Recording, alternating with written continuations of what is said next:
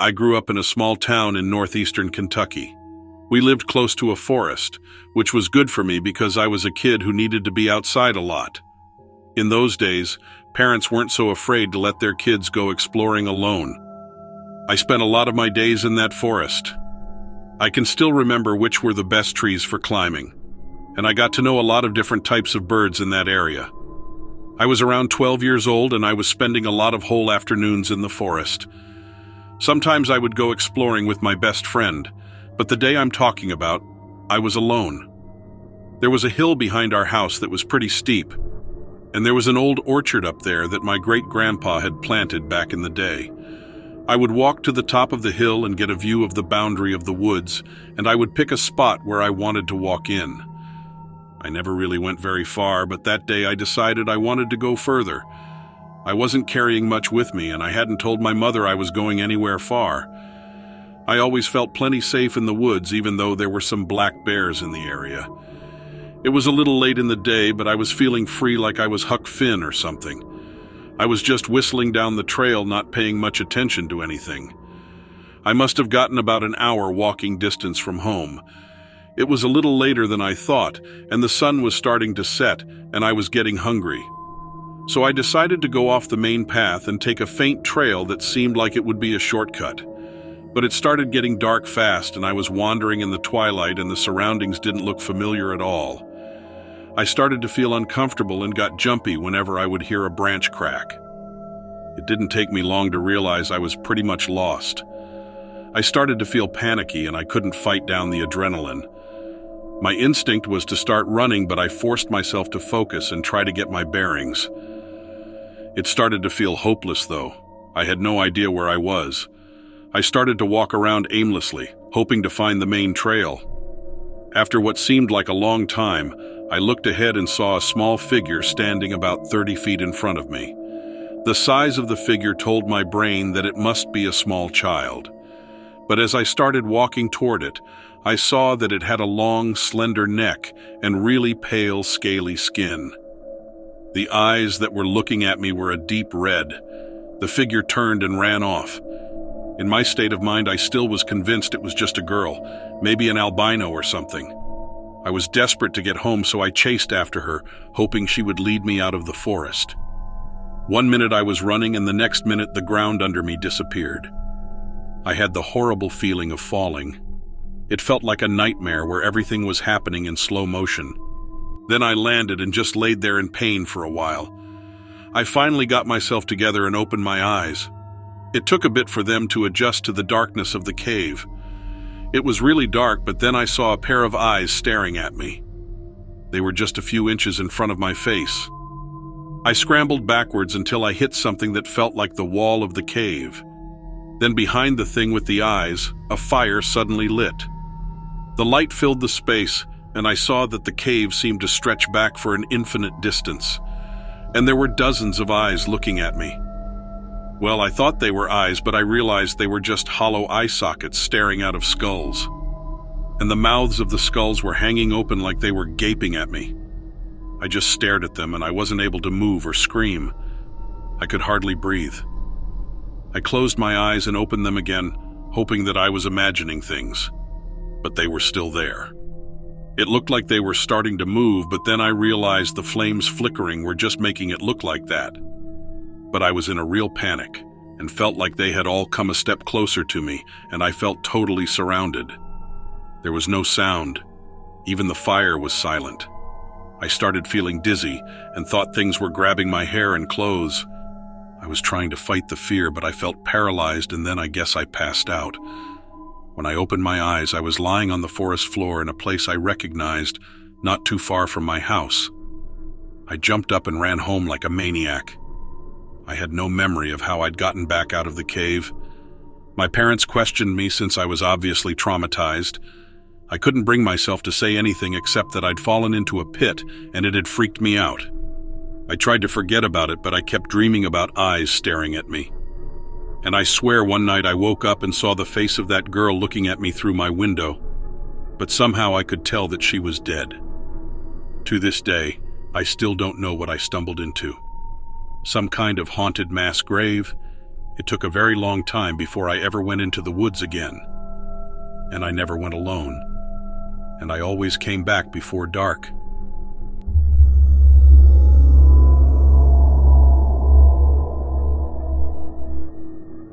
I was working as a park ranger in the Shoshone National Forest. If you don't know, that's grizzly country, and we make a massive effort to practice bear safety in our area. This involves educating visitors at the ranger stations, providing bear lockers and public campsites, and monitoring bear activity in the area. One of the precautions we take very seriously is to temporarily close trails where there have been reported bear activity. Most often this is because a sow and cubs frequent the area, or there have been reports of a carcass nearby. If there are any reports of animal carcasses, we shut down that trail immediately. Bears can be extremely protective of their food and have been known to kill humans who get too close. So when I received a report from a backpacking group about a carcass along one of our trails, I set out straight away to close the area. The backpackers didn't actually see the carcass, but they smelled it and got out of the area as quickly as they could. This was a good choice on their part, or else they could have been in some real trouble. I didn't know just how much trouble until much later. I put out a public notice that the area was closed and put barricades up around the trailheads with a notice that it was temporarily closed due to bear activity. I took a Kubota out there to investigate the area just to make sure that it was indeed an animal carcass. While rare, bear attacks on people do occur, and because they hadn't seen the carcass, I wanted to check it out. When I got to the area the backpackers described, I smelled the strongest decomposition smell I've ever smelled in my life. Think bloated roadkill in the sun, but 1,000 times worse. I honestly didn't know something could smell so bad. The strange part was that I searched everywhere and couldn't find the source. Bears do typically cache their food, but they aren't ever very good at it. If you find a bear cache, it's probably only half buried, if that. The smell was coming from everywhere. The carcass was definitely in this area, but I could not find it. The only thing I found were deer tracks in the dirt. I spent another hour out there before I gave up and went back to the station. I didn't think much of it until I got another call 2 days later about a carcass on a different trail about 8 miles away from the area I had closed earlier in the week. This report came from a day hiker who said they saw a deer carcass lying in a meadow about 20 yards from the trail. They said they saw its antlers sticking up from the grass, and when they went to investigate, found a rotting carcass. The skull was stripped bare, but there was fur and meat on the rest of the animal, and it smelled ungodly. The hiker said they didn't see any signs of predators around, but something had definitely been eating it. I thanked the hiker for calling and headed out to close the area. I took the Kubota again up the trail to see exactly where the carcass was. The hiker had described the location for me, and I thought I knew exactly where it would be, but I couldn't find anything when I got there. I searched the meadow and saw no antlers sticking out, but I did find a deer bed. The grasses were smushed down, and it was about the same area that the hiker said the carcass was. I felt the grass, and it was still warm, and there was a bit of blood in the grass. I couldn't believe it. From what the hiker described, there was no way this animal could be alive. He said the skin from its skull was gone and it had been partially eaten. I searched the area for a critically injured deer. I had a sidearm on me that I could use to dispatch it, but I had to find the thing first. I searched the meadow and the surrounding forest with no success. I figured it must have found a quiet place to die and hoped it wasn't suffering, but there wasn't much else I could do. I headed back to my Kubota, and then, out of nowhere, I smelled the stench of rotting flesh. It was the same exact smell as I encountered 2 days prior on the other trail. And then I saw it. The deer. It was standing right in front of my Kubota on the trail out of here. It looked like a zombie. The hiker was dead right. It had no skin on its face. It was just a skull. I didn't see any eyes. Parts of its flesh were exposed along its ribs and flank. I honestly couldn't believe the creature was standing. I walked toward it, drawing my gun. That's when I knew I wasn't looking at a sick and injured deer. This was some sort of evil creature. I fired a shot straight into its brisket, and it didn't even flinch. I expected it to drop a second later, but it just stood there. I half expected it to attack me at that point, but it didn't. For what reason, I have no idea. I slowly got into my Kubota and turned the key. The creature didn't move at all. It just stood there like it was staring at me, but it had no eyes. I think that was the worst part. I could see the bullet wound I had given it just seconds before, but there was no blood pouring out. Nothing. Just a tiny hole in its matted hair. I really can't explain how terrified I was at that point. I knew this thing was the source of the stench on the other trail, too. It had been able to travel 8 miles in rough terrain to get here. I had no idea if it would try to follow me out. I hoped it wasn't faster than the Kubota. I put the Kubota in reverse and backed up far enough to give this thing a wide berth, and I drove out of there with the gas pedal to the floor. I looked behind me once and the creature had turned around to watch me leave, but it didn't follow. I closed the area for the rest of the year and it seemed like the creature just disappeared after that. Hopefully it died, but I have a feeling it didn't, and it's still out there somewhere deep in the wilderness.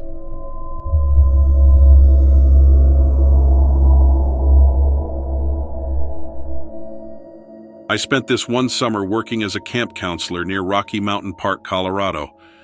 Well, I wasn't really a counselor, more of a camp aide. I helped the actual counselors maintain the camp and keep an eye on the kids. I don't want to give any names because I don't think the camp deserves any negative publicity for what happened. I had been an attendee at this camp for the better part of a decade and knew some of the other kids and folks who worked there very well. Hell, I spent almost as much time with these guys as I did my own parents. Every summer, like clockwork, I was shipped off to camp for all of July and half of August. I didn't really mind, though. The counselors took really good care of the kids, and every day was kind of like a new adventure. Canoeing, hiking, and horseback riding was the norm, not to mention the nightly feast and campfire songs. It could be kind of cheesy at times, but everyone was always having a good time, so who cares? This summer I was finally old enough to not have to go to camp, but I knew they were always looking for aides and I didn't really have any other plans. So I took a job with the camp, knowing I was pretty much getting paid to do all the cool stuff I liked to do anyway. It was about the end of the 3rd week when this bizarre event occurred. The group I was with, made up of 14 kids, 2 counselors, and another aide, had went out that day for an extended hike. These kinds of activities were for older kids at the camp, around 13 or 14, so you could imagine the noise level of this rambunctious caravan.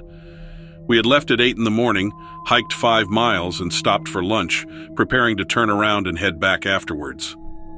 The kids were pretty ambitious that day, so the 5 miles was a good bit deeper than we would normally go.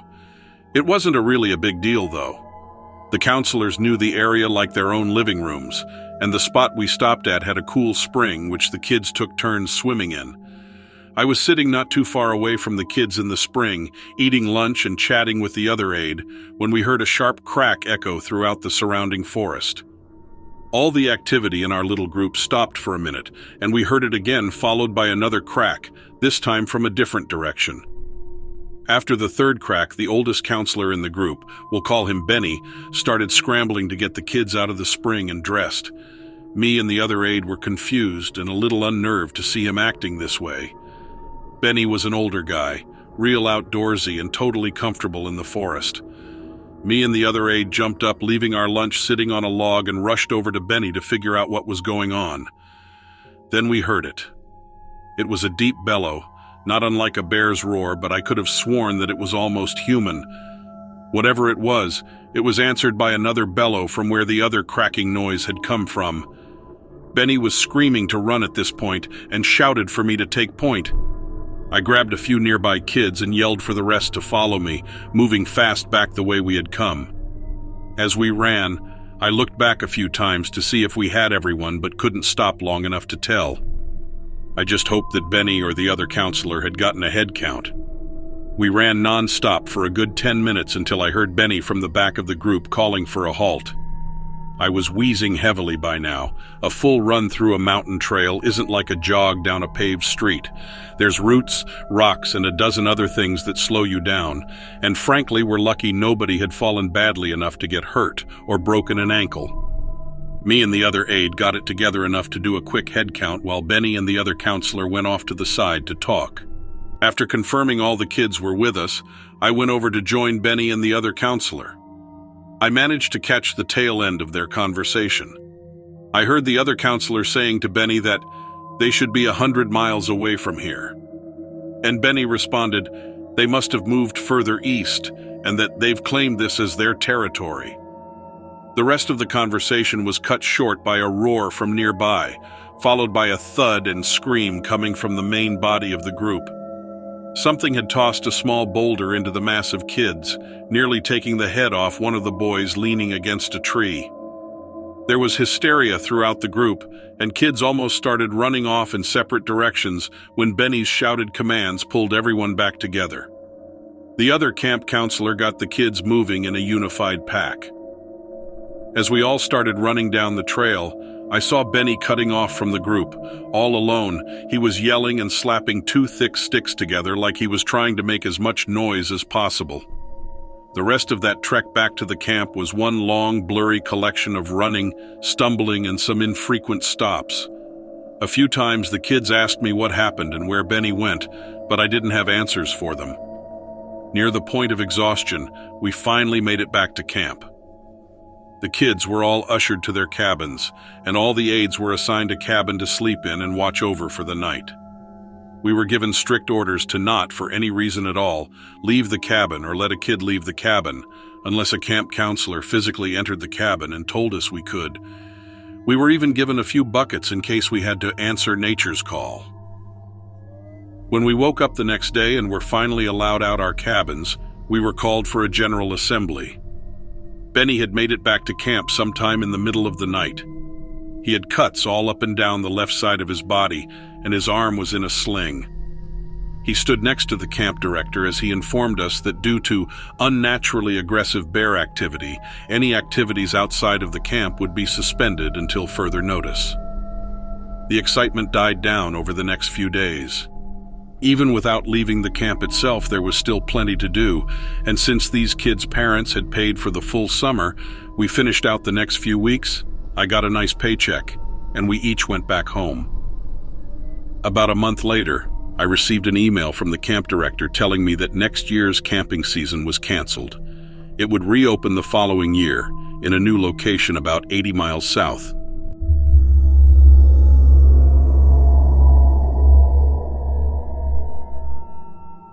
I used to explore this nature reserve with one of my old friends. We lived a bit north of Roanoke, if you're familiar with that part of the country. The reserve was located between my dad's house and my friend's house, but it was a little awkward to access it. To reach it, you would have to trek through the woods behind my friend's house and pass through an abandoned hunting club area in order to get to a hidden trail. That would take you to an old road that led to another trail, and finally, you'd get to the nature reserve.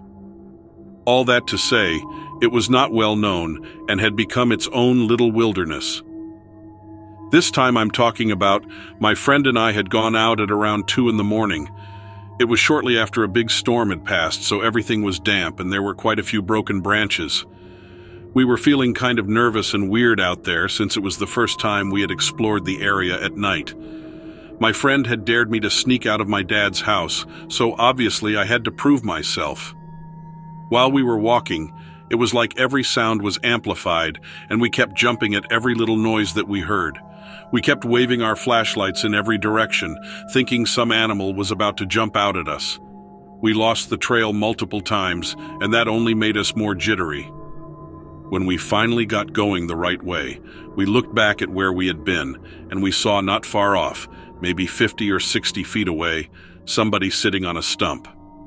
It wasn't right by the trail we had walked down, but off to the side by a clump of trees. It really freaked us out. We didn't know if we had walked right by him and not noticed, or if he had appeared there after we passed. It seemed like a very large figure in dark clothing. We were only able to make him out because the moon had just come out from some cloud cover. and to me it looked more like he was crouched on top of the stump rather than sitting on it. But I figured the lack of light was playing tricks on me. We turned and kept going the way we were supposed to be going, and were just whispering to each other about how freaking weird that was. We went through a lot of rationalizations and tried to put it out of our minds. After all, if we could sneak around at night, why might someone else not also have that urge? But needless to say, we were definitely on edge. We weren't expecting to see other people out at night. We decided to head back to the old road, but not to backtrack on that trail on account of wanting to avoid whoever that was. At that point, our adrenaline was really pumping. I don't even understand why we had that level of fear, really. I think we were amping each other up. But it was one of the few times I saw real fear in my friend's eyes. A lot of times when we would get startled on one of our adventures, he would try to ramp it up and freak me out more. But this time he was getting pretty spooked. I tried to chalk it up to it being dark and late, and we had already spent a considerable amount of time lost and unable to find the trail. But then the weird shrieks started. I would be lying if I said I wasn't freaking the hell out in that moment. They were these horrible, loud, whooping shrieks. It was so shocking to hear that sound come out of the dark woods like that. I tried to tell myself it was probably just an animal. We froze and tried to force our eyes to be able to see through the trees. My flashlight was pretty ineffectual in those thick woods. If I had to guess, I would say the sound was definitely coming from the direction where we had seen that figure. Then there was a sound like a lot of little branches breaking at once. It sounded like something was crashing through the trees, but not at ground level. It sounded like it was above us, like something had landed in a tree above our heads. Then everything got extremely quiet. We both looked up at the same time, and with total horror, we saw these red eyes looking down at us. They were probably about 20 feet up in the tree. I felt like we were face to face with something otherworldly. Even though I felt like I shouldn't, like I would probably be angering this thing, I aimed my flashlight up and saw something out of a nightmare. It was the size of a man, but it had huge wings that covered most of its body. I couldn't tell if they were made of feathers or something leathery, like a bat. You know what I mean? It seemed faceless besides the red eyes. In spite of my fear, I couldn't look away. I was mesmerized by this creature that defied all logic and understanding. In that moment, I felt like I should have been running, but I couldn't move. This thing was so mesmerizing, and weirdly, I somehow felt like it didn't intend to hurt us. But then my friend grabbed me and pulled me away, and we just basically crashed through the trees and stumbled onto the road. I was so glad that we had been so close to the road. Once we were on it, we totally knew our way back and ran all the way back until we collapsed on my friend's porch. We could barely speak at that point. And if we could have, we didn't know what to say. We just tried to calm down enough to go in the house without waking anybody up. We literally never went back to that area. Even though there's this really weird part of me that wants to go see if that would happen again.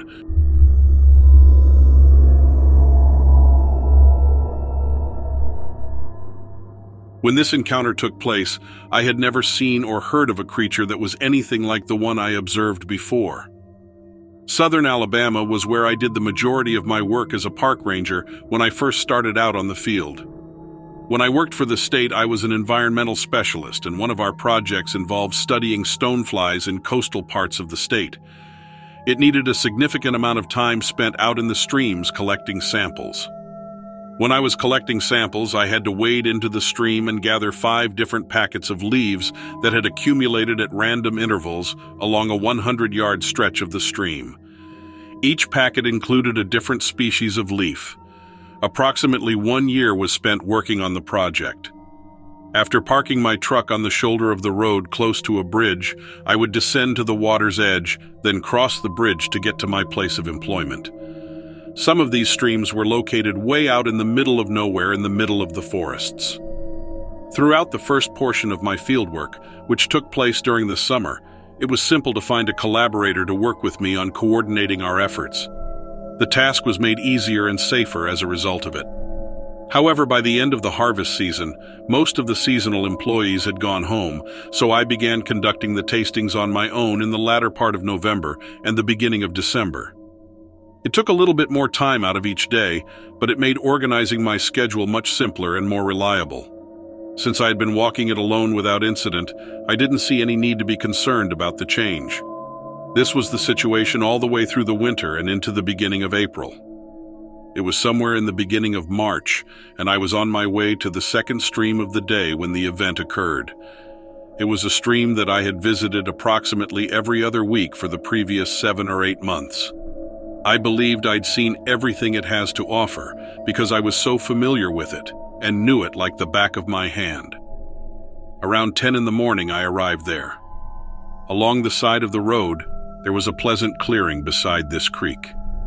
There was a slight slope as I walked over the eroded soil and gravel leading up to the stream, which prevented me from seeing what was on the opposite side of the stream.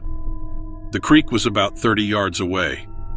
I walked to the back of the truck and rolled up my chest waders before beginning to pack away the rest of my stuff.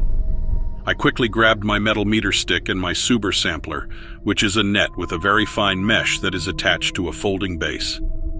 I had just walked down to the stream and was getting ready to get in when I noticed something with fur that was a grayish-brown color across the stream. I was able to make out a deep rumbling growl. My initial assumption was that it was an off-leash dog that had somehow managed to escape from its master. I came to a complete standstill and stared at it for a while, hoping that the person who owned it would emerge from the nearby woods. I was in the woods when I heard a strange-sounding howl, and after that something rushed off into the distance. But then I noticed that it had stopped and was looking at me again. I could sense that it was standing there and staring at me despite the fact that it was well concealed in the trees. It looked like there was a significant amount of fur wrapped around its neck. At that point, there was no audible noise coming from it. The distance between the stream bank and the water was somewhere in the range of 2 to 3 yards. I was on the side that had the narrow entry up the steep hill. I reasoned that if I focused on my task, the dog would eventually lose interest and leave me alone. After descending, I examined it several times, but it didn't appear to be getting any closer to the precipice. I had to wait about 20 yards into the creek before I arrived at my first sampling location. It was hard for me to imagine that the longest sample of the day had to involve a wild dog appearance. I reasoned that it would be safe for me to begin walking upstream. On the other hand, the further I traveled, the less at ease I became. This animal was not acting like a dog would by running and playing like you would normally see them do. It appeared as though it was intentionally trying to hide itself by the way it was crouched down and hiding behind bushes and other vegetation. It had reached an unbearable level of silence. The noise of the stream drowned out any indication that it was moving. After that, I started to feel pretty uneasy about the situation. But I still needed to collect data from 4 other locations. As I proceeded, I was extra careful not to lose my footing in the shifting sands and the fast-moving water by taking noticeably slower steps than I would have otherwise. I made a conscious effort to get closer to the other bank. At that point, I became aware of an offensive odor. It did smell like a wet dog, but it was combined with the odor of rotting flesh and rubbish, so the overall impression was not pleasant. When I looked back, I could feel that it was watching me, and when I saw it again, I swore to you that it had stood up on its hind legs and was now higher than I was, as close to 7 feet in height as possible. It was around that time that I once more became aware of the low, rumbling growl. I began moving away downstream, and it emerged from the cover of the trees in increasingly large numbers. It established eye contact with me, and when we did, I noticed that its eyes were yellow and that its face had a sinister appearance. As soon as it stopped trying to hide, I was able to observe that the upper body was absolutely enormous. I was able to make out fangs, and the sight of them filled me with dread. But I forced myself to keep moving away from the area in a calm and steady fashion until I reached the point where I could climb up the bank. It appeared to take an unimaginably long time. As soon as I arrived at that location, a sense of relief washed over me because I could finally climb up and I was within sight of my truck. The beast had inched its way closer to the water's edge as it moved along the bank of the stream. I simply maintained my position facing it the entire time I was backing up to the truck.